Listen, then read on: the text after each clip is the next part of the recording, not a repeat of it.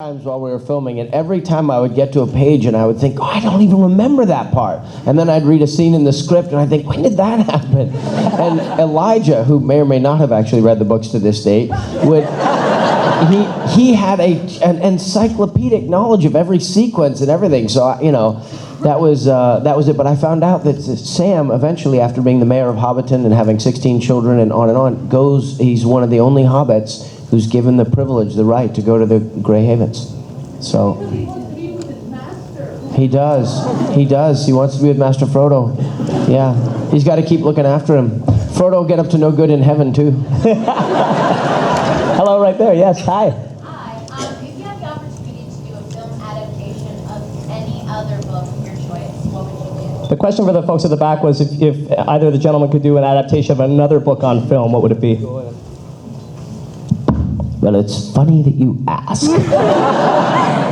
My wife and I have been trying for 8 years to adapt a world-class, best-selling, award-winning piece of children's literature called Number the Stars. My favorite book. I'm a teacher as well, and I recommend that to my students. Well, we are about to launch a Slated campaign. Slated is the new crowdsourcing platform like Kickstarter or Indiegogo, only it's more like LinkedIn meets Kickstarter, and we're gonna try very hard. We've got some great people involved, and we want to shoot it in Denmark. For those of you who don't know, it's a wonderful little piece about these two 10-year-old girls, and they live in Denmark during the Second World War. And so, Number the Stars by Lois Lowry, who also wrote The Giver. Yes, that's my second favorite. That's your second favorite. The Giver is being adapted today. Meryl Streep and Taylor Swift and another wonderful cast, the Weinsteins, are making that. And so I'm hoping that the sort of new enthusiasm for Lois Lowry's work in the cinema realm will inure to our benefit. Did you plant that question, Sean? Was that? I'm in love with you. Thank you very much. Because you can all go online and just help me promote the out of it. What about you, Billy? He had quite a good answer, didn't he? Great expectations. No, I'd like to do Crime and Punishment, Dostoevsky's novel, which I love, or one of Ian F. Banks, his sci-fi movies or his sci-fi books. I'd love to see that as a movie. There's somebody's phone.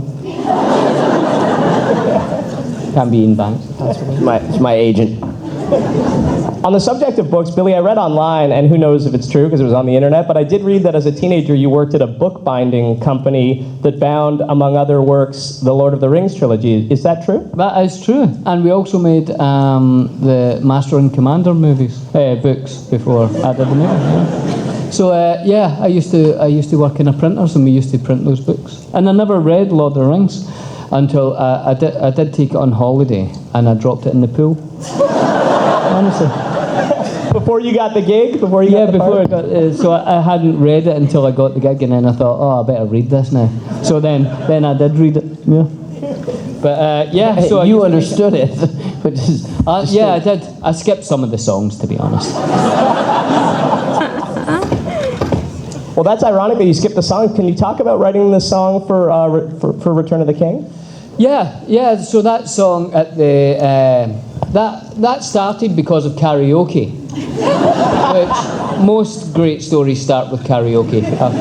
And we were out one night and we were singing karaoke, and one of the writers, Philippa, was there, and they thought we need to get more music, more song, more poetry, as Tolkien did in the books into the film. So she said, would you sing a song? And I said, yeah, that'd be great. So they went to Howard Shore, who wrote all the music, to write a song. And then they changed the order of filming. So we were filming that scene in like a week.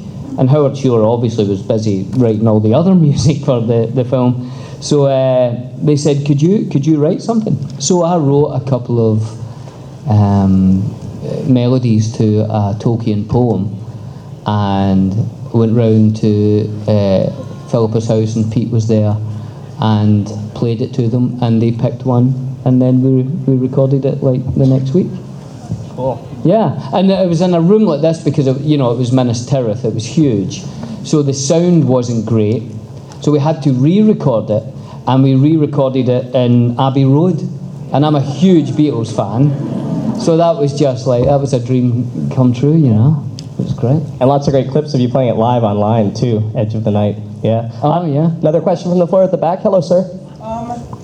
So in The Hobbit, I know that in Lord of the Rings, they use actual actors to play all the orcs, and I know how in The Hobbit they used CG to get them. So what is exactly your opinion on them kind of cheaping out on that? You obviously Bloody shame! Yeah. I think sometimes it's better and sometimes it's not. And what I loved about what Peter did with the Lord of the Rings trilogy was he really blended miniatures with CG technology that was cutting edge, being able to see 10,000 people on a range all kind of moving seemingly independent from each other, and then the actual and then live human beings, and so I liked that blend. And I noticed in the Hobbit movies I think it's noticeable, but they use both. They use both. What are you gonna do?